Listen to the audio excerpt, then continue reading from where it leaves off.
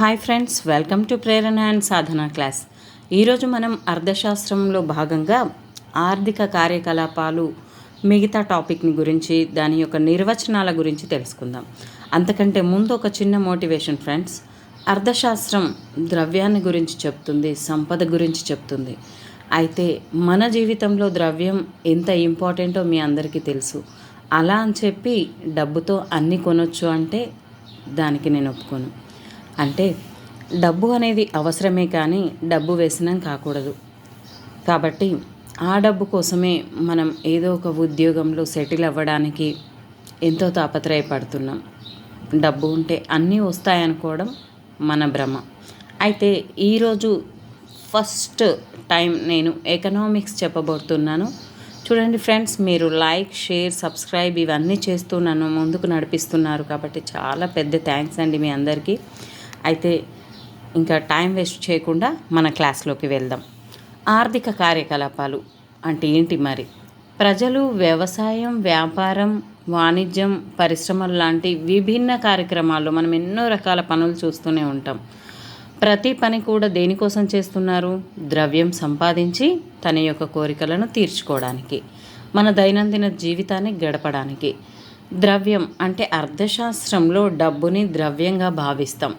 ద్రవ్యం సంపాదించడం కోసం చేసే కార్యక్రమాలను ఆర్థిక కార్యకలాపాలు అంటారు. ఈ ఆర్థిక కార్యకలాపాలే అర్థశాస్త్ర అధ్యయనాంశం. అర్థశాస్త్రం అనగా అధ్యయనం చేయునది అని అర్థం. అర్థశాస్త్రం ఒక సామాజిక శాస్త్రం. వ్యక్తులు, వ్యవస్థలు, వస్తుసేవల ఉత్పత్తి, పంపిణీ, వినియోగం లాంటి కార్యకలాపాల్లో ఏ విధంగా నిమగ్నమై ఉంటారో అర్థశాస్త్రం అధ్యయనం చేస్తుంది. అంటే ఏంటి? ఏదైనా వస్తువును ఉత్పత్తి చేయడం. ఉత్పత్తి దేనికోసం చేస్తాం? దాన్ని వినియోగించడం కోసం. అంటే ఉత్పత్తి చేసిన తర్వాత అది అక్కడే పెడితే కుదరదు కదా. దాన్ని ఏ ప్లేస్కి అయితే పంపించాలనో దాన్ని పంపిణీ అంటాం. అదేవిధంగా పంపిణీ చేసిన తర్వాత దాన్ని మనం యూస్ చేసుకుంటేనే దాన్ని వినియోగం అంటాం. ఈ విధంగా మనకి అర్థశాస్త్రంలో ఈ పదాలు అనేటివి నిమగ్నమై ఉన్నాయి ఫ్రెండ్స్. మానవుడు పరిమితమైన వనరులతో, అంటే చాలా తక్కువ వనరులు అంటే వస్తువులు, అపరిమితమైన కోరికలను తీర్చుకోవడంలో నిరంతరం కొనసాగించే ప్రయత్నాలను ఒక క్రమ పద్ధతిలో అర్థశాస్త్రం అధ్యయనం చేస్తుంది. అంటే మనకు ఒక కోరిక కాగానే ఇంకొక కోరిక పుడుతుంది ఫ్రెండ్స్. నీకైనా నాకైనా సేమ్. బట్ బుద్ధుడు ఏం చెప్పాడు? కోరికలు అనంతాలు, కానీ కోరికలను తగ్గించుకోవాలి, దానికంటూ ఒక స్థానాన్ని కల్పించుకోవాలి, మన అదుపులో ఉంచుకోవాలి అని చెప్పడం జరిగింది. అయితే అర్థశాస్త్ర పదాల పుట్టుక ఏ విధంగా వచ్చింది మరి? అర్థశాస్త్రం, ఆర్థిక వ్యవస్థ అనే రెండు పదాలు గ్రీకు పదాలైన ఓకియస్ అంటే ఒక ఇల్లు, నామస్ అంటే నిర్వహణ అనే పదాల నుంచి ఉద్భవించింది.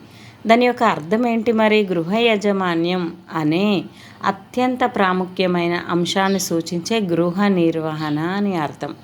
ఓకియో మరియు నమస్ అనే పదాలు గ్రీకు పదాల నుంచి ఓకియో కా అనే సౌండ్ వస్తుంది. చూడండి ఫ్రెండ్స్, మనం ఇది గ్రీకు పదమా ఫ్రెంచ్ పదమా అని గుర్తించడానికి ఎక్కువ మటుకు కా సౌండ్ అనేది వస్తే గ్రీకు పదం అని పెట్టుకోండి. ఈ రెండిట్లలో ఏదో ఒక పదానికి ఖచ్చితంగా మొదటి పదానికి కా అనే సౌండ్ వస్తుంది ఫ్రెండ్స్. ఇది ఒక క్లూగా భావించండి. ఆడమ్ స్మిత్ ప్రకారం మరి 1776లో ఆడమ్ అంటే ఆడామే అని గుర్తుపెట్టుకోండి. ఆడమ్ స్మిత్, నేను క్లూస్ లాగా చెప్తాను కాబట్టి ఈ విధంగా చెప్తున్నాను. 1776లో ఆడమ్ స్మిత్ ప్రచురించిన రాజ్యాల సంపద, స్వభావం, కారకాల పరిశీలన అనే గ్రంథ ప్రచురణతో అర్థశాస్త్రం ఒక ప్రత్యేక శాస్త్రంగా వెలుగులోకి వచ్చింది. ఆడామే కాబట్టి అని అనుకోండి మీరు. రాజ్యాల సంపద, ఆమె ఏం చెప్తుంది? సంపద గురించే కదా, లేడీస్కి ఉండేది సంపద. దాని స్వభావం, దాని యొక్క కారకాల పరిశీలన అంటే సంపద యొక్క పరిశీలన. ఈ విధంగా మనం ఒక ఆడామెకు దీన్ని చేస్తే మనకి ఖచ్చితంగా గుర్తుంటుందన్న ఉద్దేశంతో చెప్తున్నాను. మరి అర్థశాస్త్ర పరిధి చాలా విస్తృతమైనది. ఇందులో అర్థశాస్త్ర విషయం, అర్థశాస్త్రం శాస్త్రమా, కళ, మరియు అర్థశాస్త్రం నిశ్చయాత్మకమా, నిర్ణయాత్మకమా అనే అంశాలు ఇమిడి ఉన్నాయి. అర్థశాస్త్ర నిర్వచనాలను పరిశీలిస్తే అర్థశాస్త్ర స్వభావం ఏంటో మనకు తెలుస్తుంది. అయితే అంతకంటే ముందు ఫ్రెండ్స్, నేను ఈ మధ్యనే హెచ్డబ్ల్యూఓ ఎగ్జామ్ రాశాను, హాస్టల్ వెల్ఫేర్ ఆఫీసర్. మరి అందులో నేను చూసింది ఏంటంటే, ఒక్కొక్క క్వశ్చన్కి ఒక టాపిక్ ఇచ్చేసి దాంట్లో పైన 2 సరైనవి, పైన కింది 2 సరైనవి, లేదా పైన ఏ ఒకటే సరైంది, డి ఒకటే సరైంది, ఈ విధంగా క్వశ్చన్స్ వేస్తున్నాడు. కాబట్టి మనకు టాపిక్ అనేది క్షుణ్ణంగా అర్థం కావాలి, అప్పుడు మాత్రమే మనం క్వశ్చన్ టు ఆన్సర్ చేయగలుగుతాం. కాబట్టి ఈ మధ్య కాలంలో డైరెక్ట్ క్వశ్చన్స్ చాలా తక్కువ వస్తున్నాయి. అలా అని మనం భయపడాల్సిన అవసరం లేదు. ఎవరైతే ఖచ్చితంగా పర్ఫెక్ట్గా చదువుకుంటామో వాళ్ళకే జాబ్స్ అనేటివి వస్తాయి. కాబట్టి డూ హార్డ్ వర్క్, ఖచ్చితంగా మీ గమ్యాన్ని చేరుకుంటారు. ఓకే, మరి మనం నిర్వచనాలను గురించి చూద్దాం. ఆడమ్ స్మిత్ సంపద నిర్వచనం గురించి చెప్పారు. ఆడమ్ స్మిత్ మరియు సాంప్రదాయ ఆర్థికవేత్తలు అర్థశాస్త్రాన్ని సంపద శాస్త్రంగా నిర్వచించారు. ఆడమ్ స్మిత్ యొక్క గ్రంథం ఏంటంటే రాజ్యాల సంపద. ఆడమ్ స్మిత్ తన గ్రంథంలో అర్థశాస్త్రాన్ని రాజ్యాల సంపద, స్వభావం, కారణాల పరిశీలన అని నిర్వచించారు. అంటే ఇప్పుడు మనం సంపద ఇందాకే అనుకున్నాం, ఆడమ్ స్మిత్, ఆమెకు సంపద అంటే ఇష్టం. ఈ విధంగా గుర్తుపెట్టుకుంటేనే మనకు గుర్తుంటాయి ఫ్రెండ్స్, లేకపోతే చాలా ఎక్కువ టాపిక్ అయ్యి మనం గుర్తుంచుకోవడం చాలా కష్టంగా ఉంటుంది. అందుకని నేను అన్నీ కూడా తమాషాగా గుర్తుంచుకునేలా చేస్తాను. జేబీ అంటే ఏం చెప్తున్నాడు? అంటే చెప్పడం. సంపద ఏ విధంగా ఉత్పత్తి చేయబడుతుందో, పంపిణీ చేయబడుతుందో, వినియోగించబడుతుందో వివరించడమే రాజకీయ అర్థశాస్త్రం ఉద్దేశం అని ఎవరు చెప్పారు? జేబీ అంటే చెప్పడం. అంటే ఇప్పుడు సంపద అంటే ఏంటి? మన భాషలో ద్రవ్యం, ఇది ఎట్లా ఉత్పత్తి అవుతుంది, మరి ఏ విధంగా ప్రొడ్యూస్ అవుతుంది, దాన్ని ఎట్లా మనం యూజ్ చేసుకుంటున్నాం అనే గురించి చెప్పేది జేబీ అంటేనే చెప్పడం. కాబట్టి ఈ విధంగా చెప్పాడు. నెక్స్ట్ జేఎస్ మిల్ నిర్వచనం. సంపద స్వభావం, దాని ఉత్పత్తి, పంపిణీకి సంబంధించిన సూత్రాలను అధ్యయనం చేయడమే అర్థశాస్త్ర లక్ష్యం అని జేఎస్ మిల్ నిర్వచించారు. ఇందాకటికి దీనికి ఏం తేడా ఉంది? సంపద ఏ విధంగా ఉత్పత్తి చేయబడుతుందో, పంపిణీ చేయబడుతుందో, వినియోగింపబడుతుందో. ఇందులో వినియోగం అనేది ఉంది ఫ్రెండ్స్. అనే అతను ఊరికేనే ఉంచకుండా వినియోగించుకుంటేనే దాన్ని అర్థశాస్త్రం అన్నాడు. కానీ మిల్ అంటే ఏదైనా ఒక వస్తువు అనేది ప్రొడ్యూస్ అయ్యేదే మిల్లులో కదా. కాబట్టి సంపద స్వభావం, దాని ఉత్పత్తి, పంపిణీకి సంబంధించిన ఇక్కడ వరకు రెండిట్లలో కూడా సేమ్ ఉంది. అయితే పైన దాంట్లో వినియోగం ఉంది. అనేటోడు వినియోగం చెప్పాడు, మిల్ అనేటోడు సూత్రాలను, అంటే మిల్లులో ఏ విధంగా ఒక ప్రాసెస్ ప్రకారం జరుగుతుందో అని అనుకోండి, దాని సూత్రాలను అధ్యయనం చేయడమే అర్థశాస్త్ర లక్ష్యం అని జేఎస్ మిల్ నిర్వచించారు. అంటే ఇప్పుడు నేను చెప్పేటప్పుడు చాలా ఈజీ అనిపిస్తుంది ఫ్రెండ్స్, మనం ఎగ్జామ్ సెంటర్కి వెళ్ళాక భయం వేస్తుంది, ఇది కరెక్టా ఇది కరెక్టా. అందుకనే నేను ఏం చెప్పాడు? వినియోగం గురించి చెప్పాడు. మిల్ సూత్రాలను గురించి. మిల్ అంటే ఒక ప్రాసెస్ ప్రకారం జరుగుతుంది కాబట్టి సూత్రాలు అని గుర్తుపెట్టుకోండి. వాకర్ అంటే నడవడం. మరి సంపదకు సంబంధించిన పరిజ్ఞానం అర్థశాస్త్రం అని వాకర్ నిర్వచించాడు. వాకర్ అంటే వాకింగ్ కదా, వాకింగ్. దీని యొక్క పరిజ్ఞానం, మనం ఏ విధంగా నడుస్తున్నాం అనే పరిజ్ఞానం అనేదే వాకర్ అని చెప్పాడు. ఈ విధంగా నేను క్లూస్ పద్ధతిలో చెప్తే మీకు ఏదైనా ఇబ్బందిగా ఉంటే మీరు కామెంట్ రూపంలో కామెంట్ చేయండి ఫ్రెండ్స్. సంపద నిర్వచనంలోని ముఖ్య లక్షణాలు. మానవుని ఆర్థిక కార్యకలాపాల ముఖ్యోద్దేశం సంపదను ఆర్జించడం. ఎవరైనా అంతే ఫ్రెండ్స్, మనం ఖచ్చితంగా ద్రవ్యాన్ని సంపాదించడం అనేదే మన యొక్క జీవిత లక్ష్యంగా మారిపోయింది ఇప్పుడు. ఎందుకంటే ప్రతి చిన్న వస్తువు కూడా ద్రవ్యంతోనే ముడిపడి ఉంది. సంపద అంటే ఉత్పత్తి చేయబడిన వస్తువులు. మరింతగా సంపదను పోగు చేసుకోవడమే మానవుని స్వార్థపరమైన ఆలోచన అని కూడా చెప్తున్నారు. అయితే విమర్శలు ఏంటి మరి? అర్థశాస్త్రం సంపదను గురించి వివరించే శాస్త్రం అనే సంకుచిత భావన వల్ల తీవ్రమైన విమర్శలకు గురైంది ఫ్రెండ్స్. ఇది ఓన్లీ కేవలం డబ్బు ఒకటే అని చెప్పడం వల్ల దీనికి విమర్శలు అనేటివి రావడం జరిగింది. అనేక మంది ఆర్థికవేత్తలు ఈ నిర్వచనాన్ని విమర్శించారు. దాంట్లో విమర్శించిన వారిలో కార్టెల్, రస్కిన్ అర్థశాస్త్రం సామాన్య మానవుని కార్యకలాపాలను గురించి అధ్యయనం చేయాలి కానీ ఆర్థిక మానవుని గురించి కాదు అని విమర్శించారు వీళ్ళు. ఎవరు? కార్టెల్ మరియు రస్కిన్. దయనీయమైన శాస్త్రంగా వర్ణించారు దీన్ని. సంపద అనేది మానవ శ్రేయస్సు లక్ష్య సాధనకు ఒక మార్గం మాత్రమే కానీ సంపదనే మానవుని అంతిమ లక్ష్యం కాదు అని మార్షల్ ఆర్ట్స్ ఏం చెప్తున్నాడు ఈయన మార్షల్? సంపద అనేది మానవ శ్రేయస్సుకు ఇక్కడ మానవ శ్రేయస్సు గురించి చెప్తుంది అని అంటున్నాడు ఆయన. ఆడమ్ స్మిత్ నిర్వచనం కేవలం భౌతిక కార్యకలాపాలను గురించి మాత్రమే పరిగణలోనికి తీసుకుంటుంది. అభౌతిక కార్యకలాపాలైన ఉపాధ్యాయుల, వైద్యుల సేవలను పరిగణలోనికి తీసుకోదు. దీనివల్ల అర్థశాస్త్రం పరిమితి చాలా పరిమితమైపోయింది అని చెప్పడం జరిగింది. సంపద నిర్వచనం కేవలం ఉత్పత్తి వైపు మాత్రమే దృష్టిని కేంద్రీకరిస్తుంది, పంపిణీని నిర్లక్ష్యం చేస్తుంది అని చెప్పారు. ప్రతి పనిలో కూడా విమర్శ అనేది కామన్ ఫ్రెండ్స్. ఆ విమర్శలను పట్టించుకుంటూ కూర్చుంటే మనం ముందుకు వెళ్ళలేం. కాబట్టి ఆడమ్ స్మిత్ గారు సంపద గురించి చెప్పారు. ఆ తర్వాత వచ్చిన మార్షల్ శ్రేయస్సు. దీన్ని ఎలా గుర్తుపెట్టుకోవాలి? మార్షల్ శ్రేయస్సు ఇక్కడ కూడా రా కింద షావొత్తు, షా కింద రావొత్తు, ఇదైనా పర్వాలేదు. లేదా మార్షల్ ఆర్ట్స్ అనేది చేస్తే మన ఆరోగ్యానికి శ్రేయస్సునిస్తుంది. ఆ విధంగా ఆయన గుర్తుపెట్టుకోండి ఫ్రెండ్స్. సరికొత్త నిర్వచనాన్ని 1890లో ప్రతిపాదించడం ద్వారా మార్షల్ అర్థశాస్త్రానికి ఒక గౌరవప్రదమైన స్థానాన్ని కల్పించాడు. సంపద ఉత్పత్తి అనే భావన నుంచి సంపద పంపిణీ అనే భావనకు ప్రాధాన్యత బదిలీ చేసిన వారు మార్షల్. ఏ వస్తువైనా సంపద సంపద సంపద అని అన్నాడు. కానీ దాన్ని పంపిణీ చేస్తేనే కదా, అది చేతులు మారుతూ ఉంటేనే కదా దాని వినియోగం అనేది వస్తుంది అని చెప్పేసి మార్షల్ గారు చెప్పారు. మార్షల్ ప్రకారం దైనందిన కార్యక్రమాల్లో మానవ ప్రవర్తన గురించి అధ్యయనం చేసేదే అర్థశాస్త్రం. మరి వీడి ప్రవర్తన ఏంటి? మార్షల్ ఇందాక చెప్పాను. పిగ్గు అంటే పిగ్గుని గుర్తుపెట్టుకోండి ఫ్రెండ్స్. పిగ్ అంటే పంది. మరి ఏంటి ఆయన ఏం చెప్పాడు? ప్రత్యక్షంగా కానీ పరోక్షంగా కానీ ద్రవ్యంతో కొలవగల సమాజ శ్రేయస్సుకు సంబంధించిన విచారణకే అర్థశాస్త్రం పరిమితం అవుతుంది అని చెప్పి ఈ పంది ఏం చెప్పింది మనకి? ప్రత్యక్షంగా పరోక్షంగా దాన్ని రెండు రకాలుగా మనం చూస్తూ ఉంటాం కదా, ఆ విధంగా చెప్పింది. మనం బట్టి మైండెడ్ చేసుకోవద్దు ఫ్రెండ్.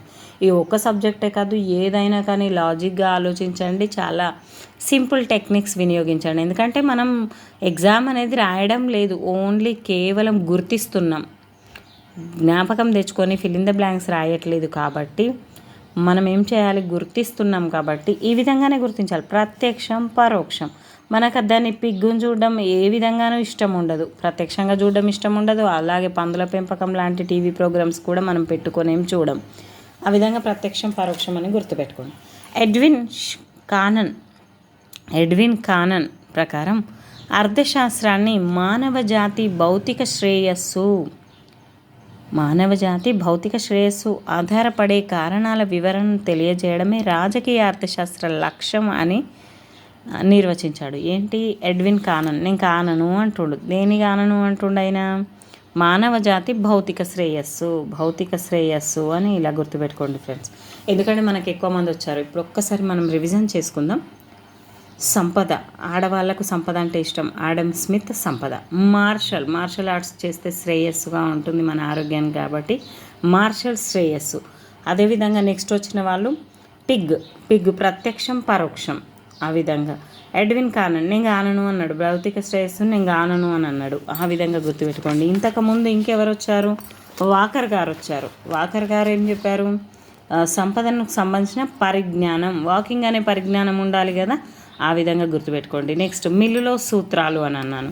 జేబిసే ఏం చెప్పిండు? సంపద ఏ విధంగా ఉత్పత్తి చేయబడుతుందో పంపిణీ కూడా ఆ విధంగానే ఉండాలి అని చెప్పింది. చూడండి ఫ్రెండ్స్, ఎంత ఈజీగా మనం నేర్చుకున్నాం, ఎంత తొందరగా రివిజన్ చేసుకున్నాం. ఈ విధంగా మనం క్లూస్ ద్వారా నేర్చుకుంటే చాలా తొందరగా వస్తుందని. మార్షల్ నిర్వచనంలోని ముఖ్య లక్షణాలను ఒక్కసారి ఆ లక్షణాలు ఏంటో చూద్దాం. అర్థశాస్త్రం అనే పదాన్ని మార్షల్ రాజకీయ అర్థశాస్త్రం అనే పదంలో భౌతిక శాస్త్రం లాంటి పదాల పోలికతో ఉపయోగించాడు. నిరంతరం మారుతున్న మానవ స్వభావాన్ని పరిశీలించినప్పటికీ అర్థశాస్త్రం ఒక విజ్ఞాన శాస్త్రంగా భావించాడు. రాజకీయ, సామాజిక, మత సంబంధమైన విషయాలతో సంబంధం లేని కేవలం మానవుని ఆర్థిక విషయాలనే అధ్యయనం చేస్తుంది. మానవ సంక్షేమాన్ని పెంపొందించుకోవడానికి అవసరమైన భౌతిక సంపదను ఆపార్జించడంలో వ్యక్తి సమాజం ప్రవర్తనను అధ్యయనం చేస్తుంది అని చెప్పాడు. సంక్షేమాన్ని పెంపొందింపజేసే మానవ కార్యకలాపాలను గురించి మాత్రమే మార్షల్ నిర్వచనం పరిగణిస్తోంది. అంటే సంక్షేమాన్ని పెంపొందింపజేసే మానవ అంటేనే మార్షల్ అని గుర్తుపెట్టుకోండి ఫ్రెండ్స్. మానవునికి మానవ శ్రేయస్సుకి ప్రాధాన్యత ఇస్తూ సంపద అనేది మానవుని సంక్షేమాన్ని పెంపొందింపజేసే సాధనంగా పేర్కొన్నాడు. చూడండి ఒక్కసారి మరి ఈయనకు వచ్చిన విమర్శలు ఏంటి? కంపల్సరీ కదా, ఏ మంచి పని చేసినా విమర్శలు అనేటివి కంపల్సరీగా వస్తాయి. అప్పుడే మనం ముందుకెళ్తాం ఫ్రెండ్స్. విమర్శలు ఏంటి మరి? రాబిన్స్ తన అర్థశాస్త్ర స్వభావం ప్రాముఖ్యత అనే గ్రంథంలో శ్రేయస్సు అనే భావనను తప్పుపట్టాడు. అర్థశాస్త్రం సామాజిక శాస్త్రం కానీ మానవ శాస్త్రం కాదు. అర్థశాస్త్ర మౌలిక సూత్రాలను మానవులందరికీ వర్తిస్తాయి. అందువల్ల అర్థశాస్త్రాన్ని మానవ శాస్త్రంగానే తప్ప సామాజిక శాస్త్రంగా పరిగణించరాదు. మార్షల్ నిర్వచనం విభజనాత్మకమైంది. వస్తువులను భౌతిక వస్తువులు, అభౌతిక వస్తువులుగా విభజించడం జరిగింది. చాలా ప్రాముఖ్యమైన అభౌతిక వస్తువులకు ఎలాంటి ప్రాధాన్యత ఇవ్వలేడు. అందువల్ల ఇది అసంపూర్ణమైంది అని చెప్పడం జరిగింది. శ్రేయస్సును కొలవవచ్చు అనేది తీవ్రమైన అభ్యంతరకరంగా రాబిన్స్ విమర్శించాడు. శ్రేయస్సు అనేది వ్యక్తిపరమైంది. కాలం, ప్రాంతం, వస్తువులను బట్టి శ్రేయస్సు అనేది మారుతుంది అని చెప్పాడు. మానవ శ్రేయస్సుకు పెంపొందించే కార్యకలాపాలను మాత్రమే మార్షల్ పరిగణించాడు. అయితే మద్యం, విషం లాంటివి కూడా శ్రేయస్సు కలుగజేస్తాయి. మార్షల్ వీటిని విస్మరించాడు. వనరుల కొరతను మార్షల్ నిర్వచనం పరిగణించకపోవడాన్ని రాబిన్స్ తీవ్రంగా విమర్శించాడు. చూడండి ఫ్రెండ్స్, ఒకరి తర్వాత ఒకరు దాంట్లో ఉన్న లోపాలేంటి అనేది చెప్పడం జరిగింది. అదంతా కామన్, మనకు కూడా అంతే. ఎంత మంచి చేసినా కానీ విమర్శించే వాళ్ళు ఉంటారు. అలా అని మనం ముందుకు పోకుండా ఉండలేం కదా. రాబిన్స్ అభిప్రాయంలో ఆర్థిక సమస్య అనేది మానవ కోరికలను తృప్తిపరచగలిగే వనరుల కొరత వల్ల ఉద్భవిస్తాయి. రాబిన్స్ ఏం చెప్పాడంటే కొరత నిర్వచనం అంటే ఏంటి? రాబిన్స్ అనే ఒక ప్రోడక్ట్, ఆ విధంగా గుర్తుపెట్టుకోండి. రాబిన్స్ అనే ఒక ప్రోడక్టు మార్కెట్లో కొరతగా ఉంది అని గుర్తుపెట్టుకోండి. రాబిన్స్ కొరత నిర్వచనం. రాబిన్స్ గ్రంథం అర్థశాస్త్ర స్వభావం ప్రాముఖ్యత. మరి రాబిన్స్ ప్రకారం ప్రత్యామ్నాయ ప్రయోజనాలు కలిగిన పరిమిత వనరులకు, అపరిమిత వనరులకు మధ్య మానవుని ప్రవర్తనను గురించిన అధ్యయనమే అర్థశాస్త్రం అన్నాడు. అంటే కోరికలు అనేటివి ఉన్నాయి కదా, వాటి గురించి చెప్పడం జరిగింది. వీటిని నిర్వచించుకోవాలి అంటే అవి కొరతగా ఉంటాయని చెప్పాడు. మానవుని కోరికలు అపరిమితం. అనుదిన జీవితంలో అనేక కోరికలను తీర్చుకుంటూ ఉంటాం. ఒక కోరిక తర్వాత వెంటనే మరి ఒక కోరిక పుడుతుంది. అందువల్ల కొన్ని అత్యవసరమైన కోరికలను మాత్రమే తీర్చుకోవాల్సి ఉంటుంది అని చెప్పింది రాబిన్స్ గారు. మనమైనా అంతే కదా ఫ్రెండ్స్, ఏవైతే అత్యవసరమో వాటిని ఫస్ట్ మనం చేసుకోవాల్సి ఉంటుంది. వనరుల పరిమితం. మరి కోరికలు తీర్చుకోవడంలో అందుబాటులో ఉన్న వనరులు పరిమితంగా ఉన్నాయి. ఇలాంటి పరిమితమైన వనరులతో అపరిమితమైన కోరికలు తీర్చుకోవడంలో ఆర్థిక సమస్యలు ఉత్పన్నమవుతున్నాయి. అంతే కదా, చాలా కోరికలు ఉంటాయి కానీ మన దగ్గర ఉండే ధనం మాత్రం చాలా తక్కువగా ఉంది. అలాంటప్పుడు మనం ఏవి మనం తొందరగా తీర్చుకోగలుగుతామో వాటిని మనం చేసుకోగలుగుతాం. వనరులకు ప్రత్యామ్నాయ ప్రయోజనాలు. వనరులు పరిమితమైనవే కాకుండా ప్రత్యామ్నాయ ప్రయోజనాలు కలిగి ఉంటాయి. ఇక్కడ చూడండి ఒకసారి, విద్యుత్ ఉదాహరణ. విద్యుత్ గృహాలలో, పరిశ్రమల్లో వినియోగించబడుతుంది. భూమిని వరి లేదా గోధుమలను పండించడానికి ఉపయోగపడుతుంది. చూడండి, ఒకే వస్తువు ఎన్నో రకాలుగా ఉపయోగపడుతుంది అని చెప్పాడు ఆయన. పరిమితమైన వనరు ఒక కోరికను తీర్చుకోవడానికి ఉపయోగిస్తే ఇతర కోరికలను తీర్చుకునే విషయంలో తక్కువ పరిమాణంలో అందుబాటులో ఉంటాయి. ప్రత్యామ్నాయ ఉపయోగాలు మధ్య మానవుడు ఎంపిక చేసుకోవలసి ఉంటుంది. మానవుడు కోరికల మధ్య ఎంపిక చేసుకోవలసి ఉంటుంది. కాబట్టి రాబిన్స్ గారు కొరత నిర్వచనాన్ని గురించి అద్భుతంగా చెప్పడం జరిగింది. మరి రాబిన్స్ నిర్వచనం ఆధిక్యత ఏ విధంగా ఉంది? మరి ఇతర నిర్వచనాల కంటే రాబిన్స్ నిర్వచనం అనేక విషయాల్లో మెరుగైంది. దీనికి గల కారణాలు ఏంటి? మరి ఇది విభజనాత్మకమైనది కాదు. ఇది మానవుని అన్ని రకాలైన కార్యకలాపాలను పరిగణిస్తుంది. సర్వజనామోదం పొందిన నిర్వచనం అన్ని రకాల సమాజాలకు ఆచరణీయమైంది. ఎందుకంటే వనరుల కొరత అందరూ వ్యక్తులు, సమాజాలు ఎదుర్కొనే ఒక పెద్ద సమస్య.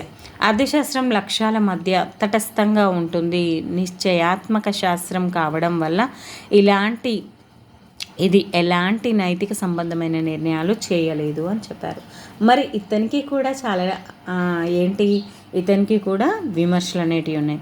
మార్షల్ అనుచరులైన డర్బిన్ మరియు ఫ్రేజర్, బెవరెడ్డి, ఊటన్ రాబిన్స్ నిర్వచనంలో మానవీయత లేదని, అది వ్యక్తిగతమైంది, నిర్వికారమైంది, తటస్థమైంది, ఎలాంటి నైతికము నిర్ణయాత్మకమైన అంశం లేనిదని విమర్శించారు. అంటే ఈయన గురించే చెప్తారు కదా, మార్షల్ గురించి, కాబట్టి ఇతరుల గురించి విమర్శిస్తారు. కాబట్టి దాంట్లో విమర్శించిన వారిలో డర్బిన్, ఫ్రేజర్, బెవరెడ్డి, ఊటన్ ఇలా విమర్శించడం జరిగింది రాబిన్స్ గారిని. మానవ శ్రేయస్సుకు సంబంధించిన ఒక శాస్త్రంగా అర్థశాస్త్రాన్ని నిర్వచించలేదు.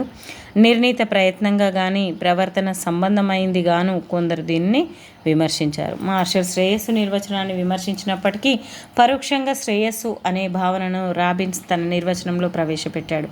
కాబట్టి శ్రేయస్సు నిర్వచనం విమర్శలన్నీ దీనికి కూడా వర్తిస్తాయి.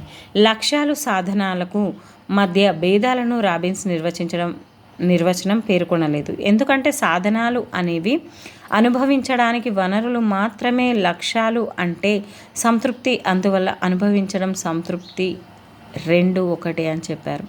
అర్థశాస్త్రం అనేది లక్ష్యాలకు సాధనాలకు మధ్య తటస్థంగా ఉంటుందనే అంశాన్ని ఆర్థికవేత్తలు విమర్శించారు. అర్థశాస్త్రం భౌతికతతో మాత్రమే కాకుండా మానవ ప్రవర్తనను కూడా పరిగణిస్తుంది అని చెప్పడం జరిగింది. రాబిన్స్ అర్థశాస్త్రాన్ని ఒక నిశ్చయాత్మక, ఒక పాజిటివ్ శాస్త్రంగా పేర్కొన్నాడు. అయితే మ్యాక్ఫీ అభిప్రాయంలో అర్థశాస్త్రం మౌలికంగా నిర్ణయాత్మకమైనది కానీ రసాయన శాస్త్రంలాగా నిశ్చయాత్మకమైంది కాదు అని చెప్పాడు. ఎవరు? మాక్ఫీ అనేటైన. మారుతున్న చలన ఆర్థిక వ్యవస్థలను రాబిన్స్ నిర్వచనం వర్తించదు. అంతేకాకుండా కాలానుగుణంగా వనరుల కొరత సమస్యను అధిగమించే వీలుంది. ఒక్కసారి ఫ్రెండ్స్, రాబిన్స్ గారు కొరత నిర్వచనాన్ని గురించి చెప్పారు కదా, దీనికి విమర్శలు అనేటివి ఉన్నాయి. పై వాటిలో ఏ విమర్శ కరెక్ట్ అయింది, మాఫీ గారు ఏది చెప్పారు, ఈ విధంగా మనకి క్వశ్చన్స్ చాలా కన్ఫ్యూజ్ చేస్తున్నాయి. అన్నీ తెలిసినట్టే అనిపిస్తుంది కానీ చాలా కన్ఫ్యూజ్ చేస్తున్నాయి ఫ్రెండ్స్ ఈ మధ్య కాలంలో. కాబట్టి మనం క్షుణ్ణంగా నేర్చుకోవాల్సి ఉంటుంది. పాల్ ఏ శామ్యుల్సన్ గారు వృద్ధి నిర్వచనాన్ని, వృద్ధిలోకి, సన్ అంటే కొడుకు, వృద్ధిలోకి వస్తేనే మన అందరికీ ఆనందంగా ఉంటుంది. కాబట్టి శామ్యుల్సన్ గారిని ఈ విధంగా గుర్తుపెట్టుకోండి. అమెరికా దేశానికి చెందిన నోబెల్ 1970లో బహుమతి గ్రహీత ఆచార్య పాల్ ఏ శామ్యుల్సన్ అర్థశాస్త్రానికి వృద్ధి నిర్వచనాన్ని ప్రతిపాదించారు. ఈ నిర్వచనంలో కాలం అనే మూలకం, చలన గుణం ఇమిడి ఉన్నాయి.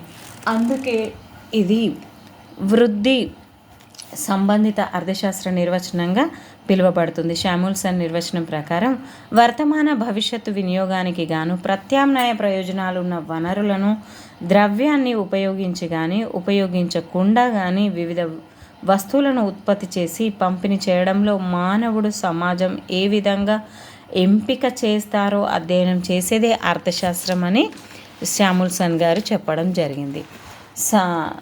శామ్యుల్సన్ నిర్వచనంలో ముఖ్యాంశాలు ఏంటి మరి? శామ్యుల్సన్ నిర్వచనం కూడా వనరులు పరిమితంగా ఉండటమే కాకుండా వివిధ రకాల ఉపయోగాలు కలిగి ఉంటాయని తెలుస్తుంది. మానవ భవిష్యత్తు వినియోగం, వస్తువు పంపిణీలను గురించి వివరిస్తుంది. అందువల్ల ఇది చలన స్వభావం కలిగి ఉంది. చలన వ్యవస్థలో ఎంపిక సమస్యను గురించి ఈ నిర్వచనం చర్చిస్తుంది. ఈ నిర్వచనం అర్థశాస్త్ర పరిధిని విస్తృతపరిచింది.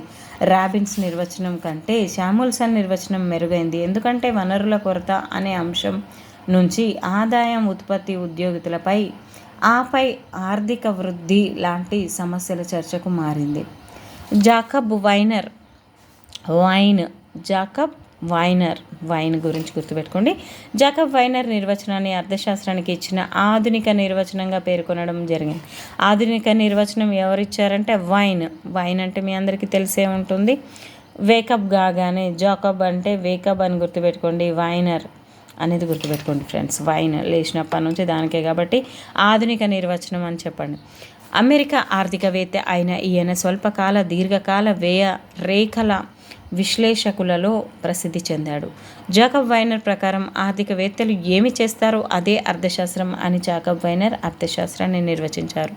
అర్థశాస్త్ర ప్రాముఖ్యత మరి ఏ రకమైన వస్తువులను ఎంత పరిమాణంలో ఉత్పత్తి చేయాలి, వస్తువులను ఏ విధంగా ఉత్పత్తి చేయాలి, వస్తు సేవలను ఎవరి కోసం ఉత్పత్తి చేయాలి, ఉత్పాదక వనరులను సమర్థవంతంగా ఎలా ఉపయోగించాలి, అందుబాటులో ఉన్న వనరులన్నీ ఉపయోగించబడుతున్నాయా, ఒక కాల వ్యవధిలో ఆర్థిక వ్యవస్థ వృద్ధి చెందుతుందా లేదా స్థిరంగా ఉందా, ఈ విధంగా ఇతను క్వశ్చన్స్ రూపంలో చెప్పడం జరిగింది. జాకబ్ వైనర్ వై అన్నట్టుగా గుర్తుపెట్టుకోండి. అర్థశాస్త్ర భావనలు మరి సాంప్రదాయ పద్ధతిలో అర్థశాస్త్ర విషయాన్ని 5 భాగాలుగా విభజించారు. వినియోగం, ఉత్పత్తి, పంపిణీ, వినిమయం, ప్రభుత్వ విత్తం. ఈ విధంగా ఆధునిక అర్థశాస్త్రంలో సూక్ష్మ మరియు స్థూల అర్థశాస్త్రాలుగా విభజించడం జరిగింది. మరి సూక్ష్మ అర్థశాస్త్రాన్ని గురించి ఓస్లో విశ్వవిద్యాలయానికి చెందిన రాగ్నర్ ఫ్రిష్ అనేది సూక్ష్మ మరియు స్థూల. ఫిష్ చాలా చిన్నది ఉంటుంది, పెద్దది ఉంటుంది. ఆ విధంగా గుర్తుపెట్టుకోండి ఫ్రెండ్స్. రెండింటి గురించి చెప్పారు రాగ్నర్ ఫ్రిష్. సూక్ష్మ అర్థశాస్త్రం అంటే మైక్ అంటే చిన్నది కదా, మైక్రో అంటే అనే గ్రీకు అనే సౌండ్ వచ్చింది కాబట్టి గ్రీకు పదం. సూక్ష్మ అర్థశాస్త్రం చిన్న భాగాల అధ్యయనం చేసేది సూక్ష్మ అర్థశాస్త్రం. ఆర్థిక సంబంధమైన లేదా నిర్ణయాత్మకమైన విభాగాల పనితీరును ప్రత్యేకించి అధ్యయనం చేసేది సూక్ష్మ అర్థశాస్త్రం. వ్యక్తిగత విభాగాల సమూహ ఆర్థిక చర్యల ప్రవర్తన గురించి అధ్యయనం చేయున్నది స్థూల అర్థశాస్త్రం. ఈ విధంగా స్థూల అర్థశాస్త్రం, సూక్ష్మ అర్థశాస్త్రం అనేది ఉన్నాయి ఫ్రెండ్స్. మరి స్థూల అర్థశాస్త్రం గురించి కేయు బౌల్డింగ్ ప్రకారం ఇతను ఏం చెప్తాడు, సూక్ష్మ అర్థశాస్త్రం నిర్ణీత సంస్థలు, నిర్ణీత కుటుంబాలను, వ్యక్తిగత ధరలు, వేతనాలు, ఆదాయాలు, వ్యక్తిగత పరిశ్రమలు, నిర్ణీత వస్తువులను గురించి అధ్యయనం చేస్తుంది. అంటే అన్నింటి గురించి అధ్యయనం చేస్తే బౌల్డింగ్ చెప్పాడు స్థూల అని. స్థూల అంటే చాలా పెద్దది కాబట్టి.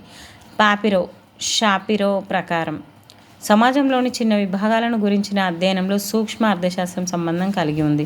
సూక్ష్మ అర్థశాస్త్ర పరిధి. సూక్ష్మ అర్థశాస్త్రాన్ని వాడుకలోకి తెచ్చిన వారు ఆచార్య మార్షల్. ఇది సంపూర్ణోద్యోగిత ఉపాంత విశ్లేషణ అనే ప్రమేయాలపై ఆధారపడి ఉంటుంది. సూక్ష్మ అర్థశాస్త్రంలో 3 ప్రధాన విషయాలు ఉన్నాయి. వస్తు ధర నిర్ణయం, కారకాల ధర నిర్ణయం, సంక్షేమ సిద్ధాంతాలు. ఈ విధంగా అందుకని ధర గురించి ఉంది కాబట్టి సూక్ష్మ అర్థశాస్త్రాన్ని ధరల సిద్ధాంతం అని కూడా అంటారు. ఎందుకంటే వస్తు మార్కెట్లో, కారకాల మార్కెట్లోనూ ధర ఏ విధంగా నిర్ణయించబడుతుందో విచారించడం అనేది జరుగుతుంది. సూక్ష్మ అర్థశాస్త్ర ప్రాముఖ్యత మరియు స్థూల అర్థశాస్త్రం. మ్యాక్రోన్ అనే పదం నుండి, గ్రీకు పదం నుండి మ్యాక్రోన్, ఇందులో కూడా కా సౌండ్ వచ్చింది కాబట్టి గ్రీకు పదం. స్థూలం అంటే పెద్దది. మరి స్థూల అర్థశాస్త్రానికి గల ఇతర పేర్లు ఏంటి? స్థూల అర్థశాస్త్రాన్ని గురించి జేఎం కీన్స్ గారు చెప్పాడు. స్థూల అర్థశాస్త్రానికి ఏంటంటే గల ఇతర పేర్లు ఆదాయ ఉద్యోగిత సిద్ధాంతం అని, సమిష్టి అర్థశాస్త్రం అని చెప్పడం జరిగింది. ఇది జాతీయ ఆదాయం, సమిష్టి వ్యయం, సమిష్టి పొదుపు, సమిష్టి ఉద్యోగిత మొదలైన సమిష్టి అంశాలు చర్చిస్తుంది. కేఈ బౌల్డింగ్ ప్రకారం, ఈ బౌల్డింగ్ ఇందాకొచ్చాడు, ఇప్పుడు కూడా వచ్చాడు. స్థూల అర్థశాస్త్రం వ్యక్తిగత ఆదాయాలను కాకుండా, జాతీయ ఆదాయంను, వ్యక్తిగత ధరలను కాకుండా, సాధారణ ధరల స్థాయిని, వ్యక్తిగత ఉత్పత్తిని కాకుండా జాతీయోత్పత్తిని గురించి అధ్యయనం చేస్తుంది అని చెప్పాడు. కీన్స్ 1936లో కీన్స్ రచించిన ఉద్యోగిత ఆదాయం ద్రవ్యం ఇతర సాధారణ సిద్ధాంతం అనే గ్రంథం ద్వారా స్థూల అర్థశాస్త్రం ప్రాచుర్యంలోనికి వచ్చిందని బౌల్డింగ్ వర్ణించారు. స్థూల అర్థశాస్త్రం సూచించిన ద్రవ్యోల్బణ కారణాలను, పరిష్కార మార్గాలను సూచిస్తుంది అని స్థూల అర్థశాస్త్రం చెబుతుంది. మరి దీంట్లోని అధ్యయనం చేయనిది ఏంటి? ఆధునిక ఆర్థిక వ్యవస్థలు ఎదుర్కొంటున్న పేదరికం, నిరుద్యోగిత, ఆర్థిక అభివృద్ధి, పంపిణీ సిద్ధాంతాన్ని, వ్యాపార చక్రాలు ఏర్పరచడానికి ఉన్న కారణాలు, వీటిని నియంత్రించి ఆర్థిక స్థిరత్వం సాధించడంలో ద్రవ్య విత్త విధానాలను గురించి అధ్యయనం చేస్తుంది అని చెప్పడం జరిగింది. స్థూల అర్థశాస్త్రం 1930 తర్వాత స్థూల అర్థశాస్త్రం అధిక ప్రాముఖ్యం సంతరించుకుంది. గరిష్ట సాంఘిక ప్రయోజనాన్ని సాధించడానికి గాను సరియైన విధానాలను రూపొందించడంలో, అమలు చేయడంలో ప్రభుత్వాలకు తోడ్పడుతుంది. నిరుద్యోగిత, ద్రవ్యోల్బణం మొదలైన ఆర్థిక సమస్యలకు అర్థం చేసుకోవడంలోనూ, పరిష్కారంలోనూ ఉపయోగపడతాయి అని చెప్పడం జరిగింది. సమాజంలోని వివిధ వర్గాల మధ్య జాతీయ ఆదాయాన్ని పంపిణీ చేసేందుకు గాను ఆర్థిక వ్యవస్థ పనితీరును అంచనా వేయడానికి తోడ్పడుతుంది. మరి సూక్ష్మ, స్థూల అర్థశాస్త్రాల గురించి ఇక్కడ వివరంగా వివరించడం జరిగింది ఫ్రెండ్స్. ఇక్కడ ఒక్కసారి చూద్దాం. సూక్ష్మ అనే పదం మైక్రో అనే గ్రీకు పదం నుండి వచ్చింది. స్థూల అనే పదం మ్యాక్రోస్ అనే గ్రీకు పదం నుండి వచ్చింది. ఆర్థిక వ్యవస్థలో వ్యక్తిగత భాగాలను గురించి చెప్తే ఆర్థిక వ్యవస్థ మొత్తాన్ని అధ్యయనం చేస్తుందని స్థూల అర్థశాస్త్రం. దీనిని ధరల సిద్ధాంతం అంటాం. మరి స్థూల అర్థశాస్త్రాన్ని ఆదాయ ఉద్యోగిత సిద్ధాంతం అని కూడా అంటాం. వస్తు కారకాల మార్కెట్లో ధర నిర్ణయం గురించి వివరిస్తుంది. ధర అనగానే సూక్ష్మం అని పెట్టుకోండి. జాతీయ ఆదాయం, సమిష్టి ఉద్యోగిత, సమిష్టి పొదుపు, పెట్టుబడి, సాధారణ ధరల స్థాయి, ఆర్థికాభివృద్ధి మొదలైన భారీ డైలాగులు వస్తే స్థూల అని గుర్తుపెట్టుకోండి. డిమాండ్ సప్లై ఆధారపడే ధరల యంత్రాంగం ఉంటుంది. సమిష్టి డిమాండ్ సమిష్టి సప్లై ప్రాతిపదికగా ఉంటుంది. ఈ విధంగా మనకి ఆదాయ ఉద్యోగిత సిద్ధాంతం అని చెప్పి స్థూల అర్థశాస్త్రాన్ని గురించి కీన్స్ గారు చెప్పారు. రెండింటి గురించి రాగ్నర్ ఫ్రిష్ గారు చెప్పారు. రెండింట్లో ఉన్నది బౌల్డింగ్. ఈ విధంగా మీరు గుర్తుపెట్టుకుంటే చాలా చక్కగా అర్థశాస్త్రం అంటే ఏంటో మిగతా క్లాస్లో నేను అర్థశాస్త్ర భావనల గురించి చెప్తాను. Thank you friends. ఈ వీడియోస్ మీరు ఖచ్చితంగా షేర్ చేస్తూ లైక్ చేయండి. లైక్ చేయడం మాత్రం మర్చిపోతున్నారు ఫ్రెండ్స్, అదే నాకు కొంచెం బాధగా ఉంది. ప్లీజ్ ఫ్రెండ్స్ లైక్ చేయండి. ఎందుకంటే నేను నా అమూల్యమైన సమయాన్ని నేను కూడా డిఎస్సికి ప్రిపేర్ అవుతున్నాను. ఈ మధ్యనే టీజీటీ జాబ్ వచ్చింది ఫ్రెండ్స్. మీ అందరి దయ వల్లనే, మా సార్లు, మా ఫ్రెండ్స్, నా ఫ్యామిలీ సపోర్ట్ చేయడం వల్లనే టీజీటీ జాబ్ అనేది వచ్చింది. కాబట్టి మీ అందరి వల్ల, మీ సపోర్ట్ వల్ల నేను కూడా మీలాగే చదువుకుంటూ మళ్ళీ డిఎస్సిలో కూడా ఉద్యోగం సాధించాలి, సంపాదించాలి అని కోరికగా ఉంది. కాబట్టి మీరు ఆశీర్వదించండి. మీకు కూడా నేను తోడై ఉంటాను ఖచ్చితంగా. Thank you friends. Thank you everyone. Keep smiling.